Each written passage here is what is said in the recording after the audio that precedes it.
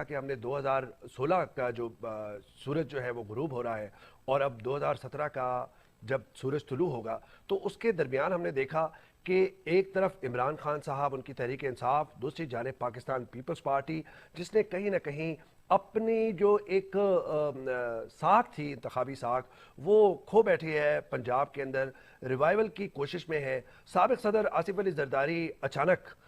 ایک اہم تبدیلی کے بعد، آرمی چیف کی تبدیلی کے بعد، ہائی کمان جو فوج کی تھی اس کی تبدیلی کے بعد واپس آتے ہیں اور سرپرائز دیتے ہیں، ایسا سرپرائز جو صرف صحافتی حلقوں کے لیے سرپرائز نہیں بلکہ ان کے پارٹی کے، ان کے اپنے رقبہ کے لیے بھی وہ سرپرائز ثابت ہوتا ہے۔ کہتے ہیں کہ اب وہ پارلیمنٹ کے اندر آئیں گے اور اس کے بعد بازگشت کہ بلاول بھٹو اپوزیشن لیڈر ہوں گے، کیونکہ وہ بھی اب پارلیمنٹ کے اندر کردار ادا کریں گے، اور یا زرداری صاحب جو ہے وہ نیشنل اسمبلی کے اندر اپوزیشن لیڈر ہوں گے۔ کیا عمران خان صاحب اور صدر زرداری صاحب کی جو ایک پوری تاریخ ہے ایک سیاسی دشمنی کی، کیا وہ ایک دوسرے کے دوست بن سکتے ہیں؟ 2017 کے اندر یہ جو حکمراں جماعت نون لیگ ہے وہ اتنی خود اعتمادی کا مظاہرہ کیوں کر رہی ہے؟ کیا ان کے حکومت جو ہے اس کے گرد گھیرا تنگ ہوگا 2017 کے اندر؟ کیا 2017 صرف انتخابی مہم کا سال ہوگا، یا پھر جس طرح حزب اختلاف کی جو بڑی سیاسی جماعتیں ہیں کہتے ہیں انتخابات کا سال ہوگا؟ تو کیا یہ ممکن ہو سکے گا، اور کیا عدالت کے ذریعے ہوگا یا سڑکوں کے ذریعے یا پھر پارلیمنٹ کے ذریعے؟ تو اسی پر ہم آج بات چیت کریں گے کہ یہ 2017 کا جو سال ہے وہ کیا کیا رنگ بکھیرے گا۔ یہ جو سانپ سیڑھی کا کھیل ہے پاکستان کی، وہ اس میں کس کی جیت ہوگی، کس کی ہار ہوگی؟ عوام کے مسائل کیا حل ہو سکیں گے 2017 میں، یا یہ سیاسی جو کھیل ہے وہ تماشا جو ہے وہی جاری رہے گا؟ اس پہ ہمارے ساتھ بہت ہی معروف صحافی ملک عامر متین صاحب اور زاہد حسین صاحب ہمارے ساتھ اسٹوڈیو میں موجود ہیں۔ بہت بہت شکریہ۔ عامر، آپ سے شروع کروں گا۔ 2017 کا جو سویرا ہم دیکھیں یا عوام دیکھے گی، وہ کس طرح دیکھے گی کہ سیاسی جو کھیل تماشا ہے وہ کس اسٹیج پر ہوگا؟ بدقسمتی کی بات یہ ہے کہ جو ہمیں امید تھی کہ جمہوریت کے تسلسل کو اب 8 سال ہو گئے ہیں، جو کہ بہت بڑی اچیومنٹ ہے پاکستان میں۔ پہلی دفعہ یہ ہے کہ پاکستان کی تاریخ میں ایک ٹرانزیشن ہوئی سویلین گورنمنٹ سے دوسری میں، اور 8 سال سے کوئی یہاں فوجی حکمران نہیں آیا، فرسٹ ٹائم ان پاکستان ہسٹری۔ اس کے جو ثمرات آنے چاہیے تھے معاشرے پہ وہ نہیں آ رہے ہیں، کہ جس طرح کے اداروں کو فنکشن کرنا چاہیے اس طریقے سے ادارے کام نہیں کر رہے، چاہے وہ پارلیمان ہو جہاں پہ لوگوں کو شکایت رہتی ہے کہ نہ وہاں نواز شریف صاحب خود جاتے ہیں، نہ ان کی کیبنٹ جاتی ہے، نہ ان کی گورنمنٹ کا اس طرح کام ہے۔ اسی طرح یہ عمران خان پہ بھی شکایت رہتی ہے کہ وہ بھی نہیں جاتے، اور اپوزیشن کا جو کردار ہونا چاہیے وہ نہیں، وہ بھی ادا کر رہے ہیں۔ جوڈیشری پہ شکایتیں ہیں کہ وہاں پہ جوڈیشل ریفارمز نہیں ہو رہے۔ 20 لاکھ کے قریب اس وقت کیسز ہیں جو کہ پینڈنگ پڑے ہوئے ہیں، اور ان کی طرف سے کوئی ایسے اقدامات جو جوڈیشری کو خود کرنے چاہیے وہ بھی نہیں کر رہے ہیں۔ ایگزیکٹو کا بالکل ہی برا حال ہے کہ وہاں پہ اس گورنمنٹ نے خاص طور پہ 100ویں نمبر سے ایک افسر اٹھا کے جو ہے نا فواد حسین فواد صاحب کو پرنسپل سیکرٹری رکھ دیا ہوا ہے، تو وہ 100 لوگ جو ہیں جو سپر سیڈ ہوئے ہیں وہ نالاں پھر رہے ہیں، تکلیف میں ہیں۔ اس کی وجہ سے ٹوٹل میرٹ کا نظام نہیں ہے، اور کوئی بیوروکریسی کے اندر بھی کوئی بھی ریفارمز کسی قسم کے ایڈمنسٹریٹو، جوڈیشل یا پولیٹیکل ریفارمز پورے 4 سال میں 8 سال میں کوشش ہی نہیں کی گئی۔ کہنے کو یہ ذمہ داری احسن اقبال صاحب کی ہونی چاہیے، اور وہ پتہ نہیں کیا ریوڑیاں بیچتے رہتے ہیں۔ 2025 کی بات کرتے ہیں، وہ وہاں کے ہیں 2016-17، وہ ویژن 2017 نہیں آتا۔ اور اس سے پہلے جو پیپلز پارٹی والے پلاننگ کا ایک فریم ورک بنا کے گئے تھے، یہ جب آئے احسن اقبال صاحب انہوں نے اٹھا کے کوڑے میں پھینک دیا۔ اب یہ کوئی ہمیں پتہ نہیں ہے کہ جو یہ بنائیں گے وہ اگلی آنے والی پارٹی کیا کرے گی۔ دیکھیے، جو عامر بات کر رہے تھے کہ امیدیں، توقعات پوری نہیں ہوئی عوام کی، ملک کے لوگوں کی، اداروں کا جو ہے وہ فعال کردار نہ ادا کرنا، اور پھر سیاسی عدم استحکام، آپ بھی ایسے ہی سمجھتے ہیں کہ یہ ساری چیزیں مل کر اس نہج پر پہنچی ہیں؟ دیکھیں، یہ بات صحیح ہے کہ ہم جب بات کرتے ہیں جمہوریت کی تو ہم جمہوریت کو صرف یہ دیکھتے ہیں کہ الیکشنز ہوئے ہیں، اس کی وجہ سے کوئی اور پارٹی جو اقتدار میں آئی ہے۔ اچھی بات ہے کہ ٹرانزیشن ایک حکومت سے، ایک الیکٹڈ گورنمنٹ سے دوسری الیکٹڈ گورنمنٹ ہو، لیکن یہ جمہوریت کا نام جو ہے وہ یہ نہیں ہوتا ہے صرف کہ آپ الیکشن کروا دیں اور الیکشن کے ذریعے کوئی پارٹی جو ہے برسر اقتدار آ جائے۔ ہمارے یہاں اس کو سمجھا جاتا ہے کہ یہ حتمی چیز ہے، ڈیموکریسی آ گئی۔ ڈیموکریسی جو ہے وہ شروع ہوتی ہے الیکشن کے بعد سے، اور مسئلہ ہمارا پاکستان کا جو سب سے بڑا بحران ہے اس وقت وہ یہی ہے، جیسے عامر نے صحیح بات کی تھی، کہ جب تک ایک انسٹیٹیوشنلائزڈ ڈیموکریسی نہیں ہوتی ہے، جب تک ایک پارٹیسپیٹری ڈیموکریسی نہیں ہوتی ہے، جب تک کہ اس کی ڈیموکریسی کے اثرات جو ہیں لوگوں تک نہیں پہنچتے ہیں، تو پھر وہ اس کے لیے ایک عام آدمی کے لیے جو ہے وہ کوئی خاص معنی نہیں رکھتی ہے کہ چاہے الیکٹڈ گورنمنٹ ہو یا ان الیکٹڈ گورنمنٹ ہو۔ پاکستان کا مسئلہ سب سے بڑا یہی بن کے آتا ہے کہ 8 سال تقریباً 7 سال ہو گئے ہیں جب سے جمہوری ایک لحاظ سے واپس آئی، جمہوریت واپس آئی ہے، لیکن ابھی تک کسی گورنمنٹ نے انسٹیٹیوشن کو جس کے اوپر جمہوریت کا ایک قیام ہوتا ہے، جس پہ برقرار ہوتا ہے، اس کو کبھی بھی نہیں کیے، اس کو ایک لحاظ سے مستحکم نہیں کیا۔ ایک اور سب سے بڑی بات ہے پارلیمنٹ جو ہے سب سے بڑا ادارہ ہے۔ آپ اس کا حال دیکھ لیں کہ پارلیمنٹ میں جو پچھلے سال جو کارکردگی رہی ہے، پلداد کی ایک رپورٹ آئی تھی جس میں سے جو ہے میرے خیال جو لوگ جو ہیں وہ 12 سے لے کے 24% تک جو ہے ان کی لوگوں نے جو ہے وہ پارلیمنٹ میں اجلاسوں میں شرکت کی ہے۔ وزیر اعظم شاید ایک پچھلے سال 2 یا 3 دفعہ آئے ہیں۔ عمران خان جو سب سے بڑی جمہوریت اپوزیشن کو ایک لحاظ سے عملی طور پہ لیڈ کر رہے ہیں، 5% سے بھی کم ہے ان کی۔ 5% سے بھی کم ہے، تو مسئلہ یہ آتا ہے کہ پھر ہم کس جمہوریت کی بات کر رہے ہیں۔ اچھا، اب مسئلہ یہ آتا ہے کہ جو ہے جیسے ایک نواز شریف صاحب کی زیادہ ہے کہ وہ جو ہے ایک لحاظ سے ہمارے جو جمہوری بھی جو الیکٹڈ لیڈران ہوتے ہیں ان کا ایک جو ہے آٹوکریٹک جو ہے وہ مائنڈ سیٹ ہوتا ہے۔ اب آپ دیکھ لیں کہ جو ہے اس سال کے ختم ہوتے ہوئے ایک اور ضرب لگائی کہ جو ہے ریگولیٹری باڈیز جو ہوتی ہیں جس کی ضرورت تھی کہ اس کو اور آٹونمی دیں، اور اس کا مطلب یہ ہوتا ہے کہ اس کو چیک اینڈ بیلنسز کے لیے رکھا جاتا ہے۔ مطلب ٹھیک ہے، پہلے ابھی بھی جو ہے وہ ایک لحاظ سے کسی نہ کسی محکمہ کے انڈر میں آتے تھے، 4-5 جو ریگولیٹری باڈیز جو تھیں، اب اس کو جو ہے مزید جو ہے وہ آپ نے منسٹری کا ایک برانچ بنا دیا ہے۔ تو اس کا مطلب یہ ہوا کہ آپ پیچھے کی طرف گئے ہیں بنسبت اس کے آگے کی طرف جائیں، کیونکہ وہ بات ہے نا جس طرح ابھی زاہد بات کر رہے تھے عامر، کہ ایک تو مثال یہ کہ ظاہر بات ہے جمہوریت ایک، چونکہ ہم بھی ایک اسٹرگل سے گزرے ہیں طالب علمی کے زمانے سے، اور زاہد صاحب بھی، آپ بھی، اور ابھی بھی سیاست کے اپنے آپ کو طالب علم سمجھتے ہیں، جمہوریت ایک تسلسل کا نام ہے، ایک سفر کا نام ہے، لیکن ظاہری بات ہے کہ جب ان پارٹیز کے اندر ایک خود ہی ایک جمہوری کلچر جب تک ایوالو نہیں ہوگا، یعنی کہ یہ کیسے ہو سکتا ہے کہ ایک، ہم نے دیکھا عامر زاہد آپ دونوں سے، کہ ایک ایسا ہوتا ہے کہ ایک ایکٹیوسٹ جو ہے وہ کہیں ٹاپ ٹیئر پہ آتا ہے، اس کے بعد ہم دیکھتے ہیں کہ جو بڑا لیڈر ہے، جو سربراہ ہے، اس کے ساتھ یہ سرمایہ دار کھڑے ہو جاتے ہیں، سرمایہ کی بنیاد پر پارٹی کے اندر جگہ لے لیتے ہیں۔ تو میرے خیال میں جمہوری جو کلچر ہے وہ ان پارٹیز کے اندر ہو، تاکہ پھر ایک جمہوری اقدار بڑھے، نہ کہ ہم اس طرح دیکھیں کہ وہی لوگ، وہی چہرے پھر بار بار ہوں۔ اویس، بات یہ ہے کہ یہ دنیا میں یہ ثابت ہو چکا ہے کہ لوگوں نے ترقی ہر قسم کے نظام میں لی ہے، چاہے وہ چین جیسا نظام ہو، سینٹرلی کنٹرولڈ ہو، سیمی ڈیموکریسی ملیشیا وغیرہ جیسے ملکوں میں، اور جمہوریت میں بھی۔ جمہوریت کی خوبی یہ ہے کہ اس میں جو آزادی خیال کا، جو ایکسپریشن کا جو فوائد ہیں وہ دوسرے نظاموں میں نہیں ہوتے، مگر عام آدمی at the end of the day وہ ان بحثوں میں نہیں جاتا، وہ کہتا ہے کہ مجھے ڈلیوری کیا ہے، مجھے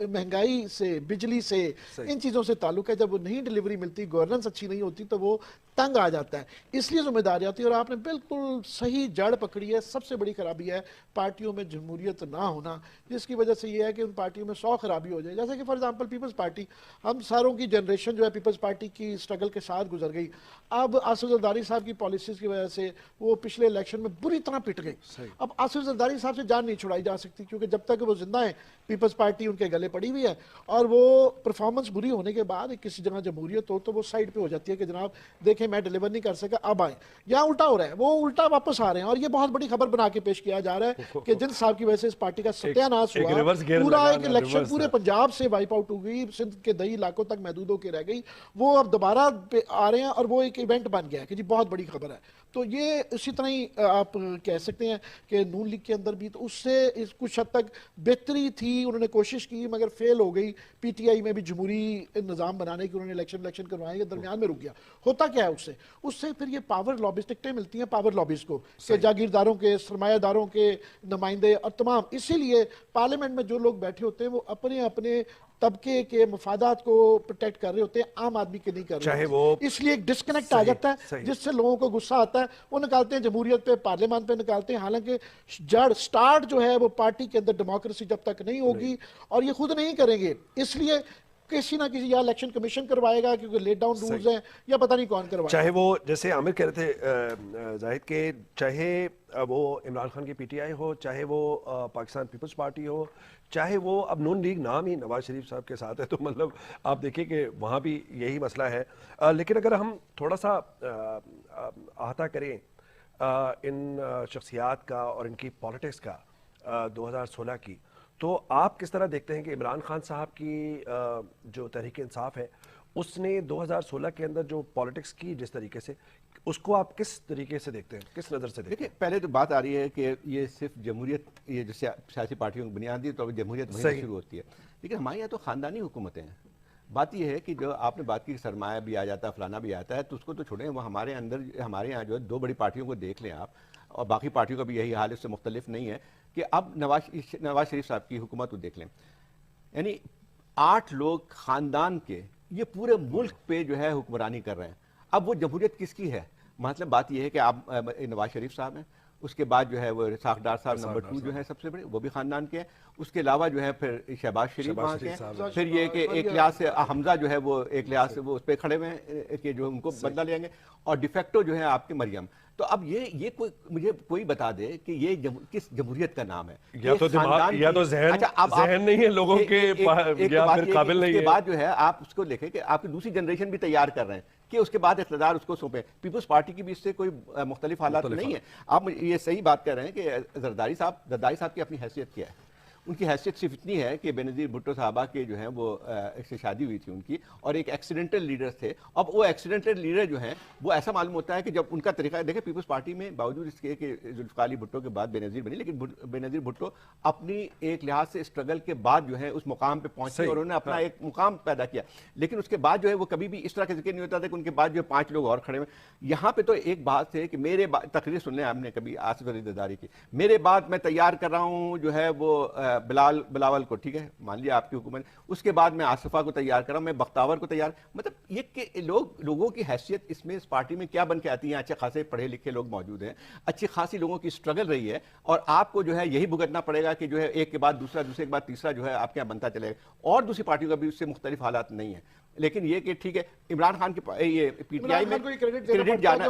جاتا ہے کہ انہوں نے کم از کم اس چیز کو توڑا ہے, اور اس کے بعد جو ہے کوشش کی ہے کہ ایک جمہوریت نہ بھی, وہ ہو نہیں سکی کیونکہ ہمارا سسٹم کچھ اس قسم کا بن کے آتا ہے. لیکن یہ بات صحیح ہے کہ اس روایات سے ہٹ کے ایک چیز کو بنانے کی کوشش کی ہے. تو وہ ایک بن کے جس کا عمران خان کی آپ بات کر رہے ہیں. تو مسئلہ لیکن آتا ہے کہ جو ہے ایک اور چیز, جمہوریت پارٹیسپیٹری جمہوریت کا نام ہوتا ہے. آپ مجھے بتائیے کہ جب جیسی جمہوری حکومتیں آتی ہیں, ٹھیک ہے ڈیوالو ہوا ہے آپ کی 18th امینڈمنٹ کے ذریعے جو ہے پاور پروونشل جو ہے گورنمنٹس کو مل گیا ہے. لیکن آپ دیکھیں پروونشل گورنمنٹ کبھی اس بات کے لیے تیار بھی نہیں ہے کہ لوکل گورنمنٹس کو جو ہے وہ اختیارات دیے جائیں. 7 سال بعد الیکشن ہوئے, وہ بھی سپریم کورٹ کی مداخلت میں. اب جب الیکشن ہوئے ہیں تو اس کے بعد جو ہے آپ ان کے اختیارات کو دیکھ لیں, وہ تو ایک ڈمی ہے, نہ وسائل دے رہے ہیں نہ اختیارات دے رہے ہیں. تو اب مسئلہ کس جمہوریت کی بات کرتے ہیں؟ جب آپ جمہوری حکومت کے نام پہ اقتدار میں آتے ہیں تو خاندانی ایک ریاست حکومت قائم کرتے ہیں. اس کے بعد جب اقتدار آتا ہے تو آپ اس بات کے لیے پریشان ہوتے ہیں کہ اس کو نچلے لیول تک لوگوں تک نہیں پہنچانے کے لیے تیار. صحیح. ظاہر بات ہے کہ ہم بات کر رہے تھے, لیکن بات ایک پورے جو بیسک اس میں ہے وہ اس میں نکل گئی, جس کا ہم ڈرائنگ روم میں بھی بات کرتے ہیں, نوجوانی سے بات کرتے ہیں کہ پاکستان میں جمہوریت کا فروغ کس طرح ہوگا, کس طرح آمریت کے ادوار جو ہیں وہ ان کو یہ موقع نہ ملے گا کہ وہ یہاں پر اقتدار میں آئیں اور ایک اپنا رول پلے کرے, سول اور ملٹری لیڈرشپ. تو ظاہر بات ہے کہ جب جمہوریت کی بات ہم کرتے ہیں تو آپ نے یہ جو پورا 2013 سے 2016 تک ہم گزرا, ظاہر بات ہے کہ ہم ماضی میں ہی اس وقت بات کر رہے ہیں, تو اس کے اندر آپ جمہوریت کی اقدار کے نہ ہونے کا سمجھتے ہیں, یا پھر ایک روایت ایسی بن گئی ہے کہ بلیم گیم, اتھل پتھل, حکومت جانا, دھرنے فلاں, یہ جو اس طرح کا ہے جو بیسک جو فنڈامنٹل ایشوز ہیں, because we been talking about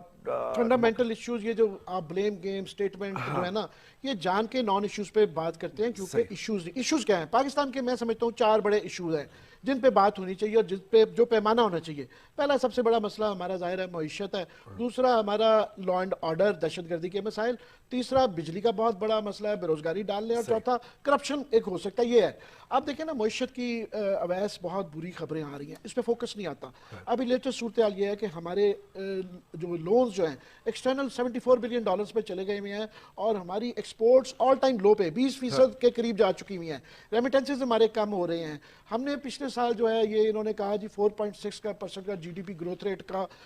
وہ کیا, جو کہ بعد میں اکانومسٹ نے کیا نام ہے ان کا, پاشا صاحب نے, جو کہ سلمان شاہ, ان 3-4 نے ایک آرٹیکل لکھا, انہوں نے کہا جناب یہ ایکچولی 3.1 हुआ था, 4.6 मेरे ख्याल हुआ में ही नहीं। बिजनेस रिकॉर्डर के अंदर उन्होंने बिजनेस रिकॉर्डर के अंदर एक आर्टिकल लिखा जी। और नोट 3-4 बड़े पाकिस्तान के इक़्तिसादी माहिरीन ने उनका जनाब ये एक्चुअली इन्होंने फज किए हैं, फिगर्स 3.1 हुआ था। इस दफ़ा फिर जो है इन्होंने जो 5.6 कहा है वो पूरा होता हुआ नहीं हो रहा। वो इसलिए कि आपके रेवेन्यूज डाउन है, आपकी रेमिटेंसेस डाउन है, आपकी एक्सपोर्ट्स डाउन है। सबसे ज़्यादा जो पिछले साल इन्होंने थोड़ा सा अचीव कर लिया था वो मैन्युफैक्चरिंग सेक्टर की वजह से था, जहाँ 16% की ग्रोथ थी, अभी वहाँ 3% पे आ गई है और बिल्कुल मैन्युफैक्चरिंग में स्वाय सीमेंट के तमाम सेक्टर्स में डाउनवर्ड ट्रेंड है और ये पॉसिबल नहीं नजर आ रहा कि बगैर फज किए ये 5.6 का अचीव कर लें। हम पीछे जा रहे हैं, मईशत की सिर्फ बात कर रहे हैं। मईशत के हिसाब से बड़ा शहर कराची, मुल्क का सबसे बड़ा शहर कराची, और अदम इस्तेहकाम बहुत ज़्यादा। पहली दफ़ा हमने देखा कि 3 दिहाइयों में जो मुनक़सिम एमक्यूएम है मसाइल से दो चार है। तो आप क्या देखते हैं कि हम वापस ज़ाहिर बात है कि उस टॉपिक पे आएंगे, लेकिन जो एमक्यूएम का जो तकसीम होना 22 अगस्त के बाद मुतनाज़ तकरीर के बाद अल्ताफ़ हुसैन की, इस वक्त एमक्यूएम पाकिस्तान है, एमक्यूएम लंदन है, और फिर सरजमीन पार्टी वो भी इन्हीं के लोग थे माजी के। तो आप क्या समझते हैं कि कराची में जो सियासत है वो एमक्यूएम अपनी जो बालादस्ती है वो बरकरार रख सकेगी? देखिए ओवरऑल कराची की बात कर रहे हैं कि देखिए ये बात सही कि जब हमारी जो है सब चीज़ सारा मदार नेशनल सिक्योरिटी से लेके हर चीज़ का दार मदार जो है या पॉलिटिकल स्टेबिलिटी का वो माशियात पे है। सही। और आप जब एक सबसे बड़ा शहर जहाँ पे आपकी 70% आपकी रेवेन्यू जहाँ से आता है, जो आपका सबसे बड़ा इंडस्ट्रियल और फाइनेंशियल हब है, और उसके साथ साथ आपकी बंदरगाह भी वहीं पे, सारी कराची जो एक शहर है माशियात को अगर कराची में हालात ख़राब होते हैं तो उसके पूरा असर आपकी पूरे मुल्क माशियात पे पड़ता है। अब वही मसला ठीक है, जब कराची की कोई जब ये रेंजर्स के एक्शन हुए उसकी वजह से हालात काफ़ी बेहतर हुए, इससे कोई इनकार नहीं करता है कि वहाँ पे जो एक लिहाज से जो भत्ताखोरी थी या जो लॉलेसनेस थी या जो है एक्स्ट्रा जुडिशियल जो है किलिंग जारी थी उसमें बहुत कमी आई है। लेकिन असल मसला जो आता है वो ये आता है कि ये फाइनल हल नहीं है। ये ज़रूरी था, ये करना बहुत ज़रूरी था इस किस्म के एक्शन, लेकिन असल मसला जो कराची का नहीं समझ रहे हैं कि 2 करोड़ की आबादी का एक शहर है जिसमें जो है जो आपके दुनिया के बहुत से ममालिक से बड़ा जो है एक के लिहाज से इसकी आबादी है, आबादी के लिहाज से वहाँ पे कोई सिटी गवर्नमेंट नहीं है। बिल्कुल सही वहाँ पे वही इसी एमक्यूएम के उस पर आता हूँ कि बात ये आती है कि जब असल मसला जो आता है कि आप एक शहर को रन नहीं कर सकते हैं, उसमें एक प्रोविंशियल मिनिस्टर जो है वो पूरे म्यूनिसिपल कॉर्पोरेशन को चलाता है, वो जरिया जो है आपका म्यूनिसिपलिटी का जो है वो भी एक लिहाज से पैटर्नेज का एक जरिया बन के आया, नौकरी देने का एक जरिया बन के आया। तो उसमें जो है आप कराची की सूरत हाल को इससे नहीं नाप सकते हैं कि कल कितनी जो है वो टारगेट किलिंग में कमी आई है, कितने लोग हैं, ये बहुत अच्छा हुआ, लेकिन उसके बाद आगे नहीं चलेंगे तो उसके बाद फिर से वो सूरत हाल बन के आएगी। देखिए दो पॉइंट्स आप ही के उससे मैं जो आपका बयानिया है कराची पे और वहाँ की सियासत पे, सर 2 चीज़ें ये हैं ना, एक तो ये है कि उसको मेट्रोपॉलिटन सिटी की तरह गवर्न किया जाए जैसे पहले था और बाकायदा तौर पे इख्तियारात दे के। दूसरा ये कि जो वहाँ के सियासी इशूज़ हैं, वहाँ की सियासत जो है उसको ऑन इट्स ओन पनपने दिया जाए, ना कि आप उसको जो है इंटरफेयर करें या इंटरवीन करें या कोशिश करें -1 फार्मूले ढूंढने की। उसके अंदर ये बताइएगा कि इस वक्त जो एमक्यूएम पाकिस्तान का, आमिर आप प्लीज़ मुख्तसरन आप दोनों बताइएगा कि एमक्यूएम पाकिस्तान जो इस वक्त जो सियासी काफिला है डॉक्टर फारूक सत्तार का, और वो एक जद्दोजहद में मसरूफ़ है, आप समझते हैं कि वो कहीं ना कहीं ओवरकम कर लेगा इस सियासी मसले को कराची के? कराची का एमक्यूएम की आपको जो मौजूदा सूरत हाल है सियासी, उसकी आपको मेरी इतला ये है कि जो फारूक सत्तार साहब का ग्रुप है उसमें से आधे से ज़्यादा लोग अभी भी लंदन के साथ राब्ते में हैं, आधे से ज़्यादा लोग जो उनके पार्लियामेंटेरियंस हैं उन्होंने इस्तीफ़े भी भिजवा दिए हुए, और अंदर फारूक सत्तार के ग्रुप के अंदर भी आपस में लड़ाइयाँ बहुत ज़्यादा हैं। उसकी अभी रिसेंटली आपने देखा होगा जब अली रज़ा आब्दी साहब से लिया गया और उन पे इस बात पे लिया गया कि उन पर शक किया जा रहा था कि आपके लंदन के साथ राब्ते हैं। उसके बाद से आपने गौर किया कि वो दोबारा इसरार नहीं लिया, अभी उनको वापस लाने की कोशिश की जा रही है और लंदन भी उस पर खामोश रहा, उन्होंने कैपिटलाइज नहीं किया, उन्होंने नहीं कहा कि ये हमारे आदमी है या नहीं है। मेरा ख्याल है कि एमक्यूएम लंदन वाले थोड़ा सा रिकनसाइल कर गए हैं कि उनके ये दरमियान में कि इनका बहुत ज़्यादा एक्सट्रीम जो शुरू में गुस्सा आ रहा था उनके खिलाफ थोड़ा सा डाई डाउन किया है। तो ये उनको नज़र आ रहा है कि शायद उनके पास भी चॉइस कोई नहीं है सिवाय इसके कि इसको ही दरमियान में रख के पनपने दें, और अभी एक ट्रांजिशन की स्टेज है। उनके यहाँ कुछ लोग हैं जो कि लंदन से बिल्कुल नहीं चाहते, मगर अभी वो ट्रांजिशन है, ये 2018 के करीब जाके इलेक्शन के मौके पे एग्जैक्टली पता चलेगा कौन किधर खड़ा है और कराची के महाजिर वोट किसकी तरफ है। ठीक है, ये अभी फैसला करना मुश्किल है। 40 सेकंड है सर, इसी पे करें तो फिर उसके बाद देख लेंगे। देखिए एक बात ये आती है कि जो अगर मुझे 2016 का सबसे बड़ा वाकया जो है अगर कहा जाए तो वाकया यही था کہ الطاف حسین کی ایک لحاظ سے میں سمجھتا ہوں کہ جو 3 دہائیوں سے نہیں کر سکی اسٹیبلشمنٹ، انہوں نے اپنی کھلاڑی کا جو ان کا ہولڈ تھا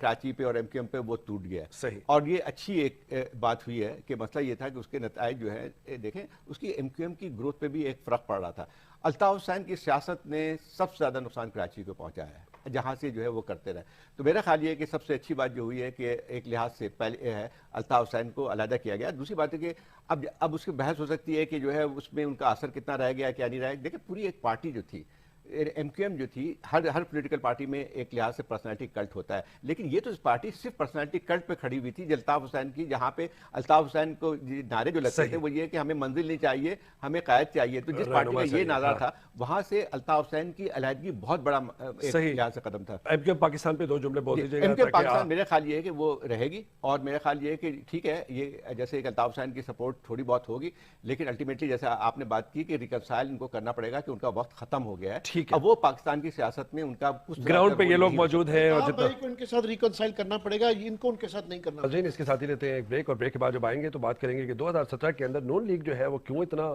خود اعتمادی کا شکار ہے، اور کیا اس کو یہ خود اعتمادی مہنگی پڑے گی. حزب اختلاف کی جماعتیں جو ہیں ان کا کردار کیا ہوگا، اسی پہ بات کریں گے ایک چھوٹے سے بریک کے بعد.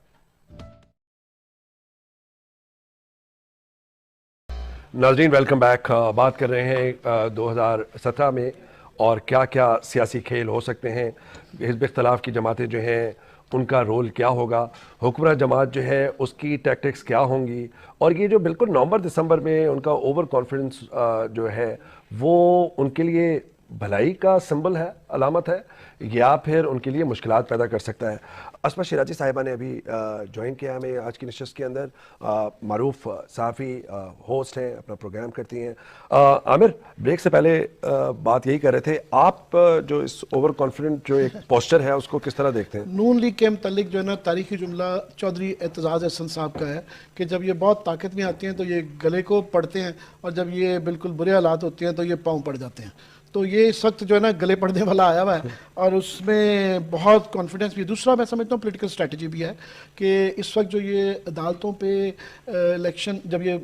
چلتا ہے، مقدمہ پینما لیکس کا جو چل رہا ہے، بہرحال جو باہر سڑکوں پہ یا پارلیمان میں سیاست میں ہو رہا ہوتا ہے اس کا اثر پڑتا ہے عدالتوں میں، پریشر ہوتا ہے. سو میرا خیال اگر وہ کانفیڈنس نہیں دکھائیں گے تو ان کے لیے پھر بہت ہی برے حالات ہیں. ورنہ ویسے ان کے میں سمجھتا ہوں کانفیڈنس دکھانے والی وجوہات نہیں رہتی ہیں. آپ نے اور ہم نے کل بھی بات کی، معیشت کی ہم بات کر چکے ہیں کہ ان کا مین پلانک تھا کہ یہ بزنس مین ہے اور یہ اکانومی ٹھیک کر دیں گے. اکانومی بالکل بہت برے حالات میں ہے، ہم نے اس کا ذکر کیا. اسی طرح ہی جو ہے بجلی کا ان کا سب سے بڑا وعدہ تھا، اور یہ اشتہار بڑے دکھا رہے ہیں، مگر وہ صورتحال یہ ہے کہ جب یہ آئے تھے تو 8000 کی شارٹ وال تھی، ابھی بھی 8000 کی شارٹ وال ہے. ضروری نہیں ہے کہ یہ جو کلیم کر رہے ہیں کہ 2018 تک کے چیئرمین کا بیان آئے نا کہ صرف ان کا جو کلیم ہے کہ 2018 تک مکمل کہیں، ضروری نہیں ہے کہ مکمل ہو. وہ اس لیے کہ اگر یہ 8000 پوری بھی کر لیتے ہیں تو نئی ڈیمانڈ 5000 بڑھ گئی ہے، وہ انہوں نے انکارپوریٹ نہیں کی تھی. سو ہم دیکھیں گے، ضروری نہیں ہے 2018 تک یہ وعدہ بھی مکمل ہو. تیسرا میں سمجھتا ہوں کہ جو دہشت گردی سے ریلیٹڈ ہے، یہ ابھی جسٹس فائز عیسیٰ کی جو رپورٹ آئی ہے اس نے بالکل ان کو ایکسپوز کر کے رکھ دیا ہے کہ 4 سال بعد بھی 60,000 بندے مروانے کے بعد بھی کوئی ابھی بھی وہی خطرات منڈرا رہے ہیں. آپ کے اور میرے بچے بہن بھائی کوئی محفوظ نہیں ہے، وہی حال ہے، کوئی جوں بھی نہیں رہیں گی. آخری بار 9/11 میں جب ہوا تھا تو پورا امریکہ اور پوری دنیا تبدیل ہو گئی تھی، اور یہاں پتہ نہیں، اور ہم انتظار کر رہے ہیں کوئی اور اس سے زیادہ خدا نہ خواستہ واقعات ہوں تو پھر ہی شاید کچھ ہو. ابھی کچھ نہیں ہو رہا. ان کی پاپولیرٹی میں سمجھتا ہوں سیریسلی ان کوسچن ہے. اور یہ کرپشن کا، چاہے عدالت میں یہ بری بھی ہو جائے، عوامی عدالت میں جو روز یہ جو پرسپشن ہے نا ان کی کرپشن کے حوالے سے وہ بری ہوتی جا رہی ہے. اچھا عامر، آپ نے ایک پوائنٹ جو ہے جب ہم آپس میں گپ شپ لگا رہے تھے کیا تھا، وہ بڑا میرے لیے بہت ہی زیادہ تھاٹ پرووکنگ تھا کہ یہ جو کوئٹہ کی انکوائری کمیشن رپورٹ ہے وہ صرف کوئٹہ کے 8 اگست کے سانے پہ محیط نہیں ہے. وہ ریپرزنٹ کرتا ہے گلشن اقبال پارک کو، وہ کرتا ہے پشاور کے چرچ کو، وہ کرتا ہے کراچی میں دہشت گردی کے حملے کو، وہ کرتا ہے APS اسکول کے، کیونکہ اس میں جو بنیادی سوالات اٹھائے ہیں اور جو وزارت داخلہ، وزیر داخلہ کی طرف جو انہوں نے ذمہ داری ڈالی، لیکن اس کے بعد اس ذمہ داری سے تو بری ذمہ ہونا میرے خیال میں اخلاقی طور پہ بھی جائز نہیں تھا. کیونکہ ایک سٹنگ جسٹس سپریم کورٹ کے فائز عیسیٰ صاحب، ان کی رپورٹ تھی اور اس میں ویلڈ کویشچنز تھے. تو وہ ایک ہے. اس کے بعد اسما کی طرف اسی پوائنٹ کو لے کے جائیں گے, مختصراً اس کا بتا دیجیے گا. ان کو داد دینی چاہیے, اور ہمارے ملک میں ہمیں شکایت رہتی ہے کہ رپورٹیں نہیں آتی ہیں. پہلی رپورٹ آئی ہے اور اتنی اچھی لکھی ہوئی, جس طرح آپ نے کہا, وہ تمام ہماری سیکورٹی سچویشن کی تمام کا احاطہ کرتی ہے, اور اس کے اندر بڑے پازیٹیو انداز میں لکھی ہوئی ہے. یہ نہیں کہ تنقید کی گئی ہے, ایکسپوز کیا گیا سچویشن کو, ریکمنڈیشنز دی ہیں کہ جناب صحیح کرنے کا طریقہ کیا ہے. تو اس پہ اگر اس کو بڑا پازیٹیولی لینا چاہیے, اور یہ سب سے خرابی بری اس گورنمنٹ کی ہے کہ اس کو منفی انداز میں لے کے اس کے خلاف باتیں کر رہے ہیں. اس کو پازیٹیولی لے کے ہمارے ساتھ مل کے چیزیں ٹھیک کرنی چاہیے. ہاں اسما, مدر عباس صاحب بھی ٹیلی فون لائن پہ موجود ہیں. آپ یہ فرمائیے گا, ظاہر بات ہے خود اعتمادی کی بات ہو رہی تھی, اور اس کے اندر ایک یہ بھی ہم نے دیکھا کہ جب انکوائری کمیشن کوئٹہ کی رپورٹ ہوئی, آپ نے پروگرامز بھی کیے اس پہ, ہم نے بھی پروگرام کیے, وہ یہ خود اعتمادی کی نشانی ہے یا پھر کہیں نہ کہیں بالکل جیسے اگنور کرتے ہیں کسی پوائنٹ کو جو بیسک پوائنٹ ہے کہ اس ملک سے انتہا پسندی اور دہشت گردی کو ہٹانا ہے, اس کی نشاندہی کی تھی انکوائری کمیشن. دیکھیے مسئلہ یہ کہ انکوائری کمیشن میں تو وزیر داخلہ کو کافی ان کے وہ کیا گیا, اس میں ایجنسیوں کے کردار اور جو ہماری ریاستی ادارے ہیں ان کے اوپر بھی بحث ہوئی ہے, جس کو کہ انفارچونیٹلی میڈیا نے ٹچ نہیں کیا اور کریں گے بھی نہیں, کیونکہ ظاہر ہے کچھ جگہیں ایسی ہیں جہاں پر جلتے ہیں. تو بات یہ کہ ریاست کا ہے, یہ اسٹیبلشمنٹ نے سوچا ہے کہ اب پچھلے 4 سال کی جو پالیسیز ہیں وہ فارن پالیسیز اور جو باقی ہیں وہ کیا حکومت نے بنائی ہیں؟ آپ کے خیال میں حکومت نے بنائی ہیں؟ وہ تو ریاست نے بنائی ہیں, اور ریاست یہ سوچ کے بیٹھی ہوئی ہے کہ ہم نے اپنی پسند کا جو ایکشن پلان ہے وہ لینا ہے. اور کلعدم تنظیموں کے اوپر دیکھ لیں, کوئی اس میں صرف وزیر داخلہ نہیں, حکومت نہیں, اس میں ریاست مداخلت کرے. کلعدم تنظیمیں گھومتی پھر رہی ہیں, دندناتی پھر رہی ہیں, اس ملک کے اندر اقلیتوں کے ساتھ کیا ہو رہا ہے, اس ملک کے اندر جو ہے وہ جو مسلم اقلیتیں ہیں ان کے ساتھ کیا ہو رہا ہے. مطلب یہ پالیسی ابھی تک چینج نہیں ہوئی ہے, اور وہیں کے وہیں کھڑے ہیں, اور انفارچونیٹلی یہ اور زیادہ بگڑے گی. اسما مختصر میں آپ سے یہ کہوں گا کہ ظاہر بات ہے کہ میں اور آپ, یہ پورے ملک کے جو عوام ہیں, وہ اکاؤنٹیبل کس کو ٹھہرائیں گے؟ منتخب حکومت کو. تو یہ تو ان کو, ہاں وہ اگر منتخب حکومت نہیں کر سکتے, اور وزیر داخلہ نے تو کہا تھا کہ اگر میں کچھ نہیں کر سکوں گا تو میں چلا جاؤں گا. ضرب عزم وہ کہتے ہیں ان کی کامیابی ہے, جبکہ ضرب عزم جو ہے وہ نیشنل ایکشن پلان کا حصہ ہی نہیں ہے, اور نارتھ ویسٹرن میں کامیابیاں حاصل کی ہیں. حکومت اگر کچھ نہیں کر سکتی, ہم تو یہ کہتے ہیں کہ اگر یہ آف دا ریکارڈ ہم سنتے ہیں کہ جی حکومت کے اختیار میں نہیں, اور ہم سمجھتے بھی ہیں کہ بہت سی چیزیں ان کے اختیار میں, تو گھر چلے جائیں. ان کو کس نے کہا ہے کہ وہ چمٹے رہیں؟ وہ بری الذمہ نہیں ہو سکتے. بالکل صحیح بات. مظہر صاحب, جی میں نے کہا کہ ہم بات کر رہے تھے ظاہر بات ہے کہ حکومت کی پر اعتماد ٹیکٹس کی, وہ پاناما لیکس کے قضیے پہ شروع ہوا کہ بہت زیادہ وہ اوور کانفیڈنٹ نظر آ رہے ہیں. پھر بات اس میں ہی آ گئی کہ انکوائری کمیشن جو رپورٹ تھی کوئٹہ کی, تو آپ کیا سمجھتے ہیں کہ یہ کیوں اتنی اوور کانفیڈنٹ ہے, یا جو بنیادی مسائل ہیں اس کو اگنور کر رہی ہے؟ کیا ممکنہ ان کی ترکیبیں ہو سکتی ہیں ان مسائل کو ڈیل کرنے کے لیے؟ پاناما لیکس ہو, چاہے وہ انکوائری کمیشن کی رپورٹ ہو کوئٹہ کی 2017 کے اندر, کوئی تبدیلی دیکھتے ہیں یا کیا تبدیلیاں آپ دیکھ سکتے ہیں؟ ووٹر نے اس طرح سوچا جس طرح عامر ابھی باتیں کر رہے تھے, تو یقیناً مسلم لیگ نون کے لیے 2018 کا الیکشن یا اگر 2017 میں ہوتا ہے تو وہ بہت مشکل ہوگا. لیکن جو ہم نے گراؤنڈ ریئلٹیز دیکھی ہیں, ماضی میں بھی دیکھی ہیں, کہ ان ایشوز کی بنیاد پر الیکشن کے فیصلے نہیں ہوا کرتے. عام طور پہ ہم نے دیکھا ہے, بے نظیر بھٹو کو دیکھا ہے, کون کون سے الزامات ان پہ نہیں لگے, لیکن جب وہ الیکشن میں گئیں تو الیکشن میں وہ فاتح قرار دی گئیں. یہی ہم نے اور بھی دیکھا ہے, ماں سوائے اس کے کہ 2013 کے جو الیکشن تھے اس کے ڈائنامکس بالکل مختلف تھے, اور پیپلز پارٹی یہ کہتی رہی ہے کہ ان ڈائنامکس کی بنیادی وجہ یہ تھی کہ ان کو دہشت گردی کے خطرات موجود تھے, انہوں نے الیکشن اس طرح لڑنے کی اجازت ہی نہیں ملی.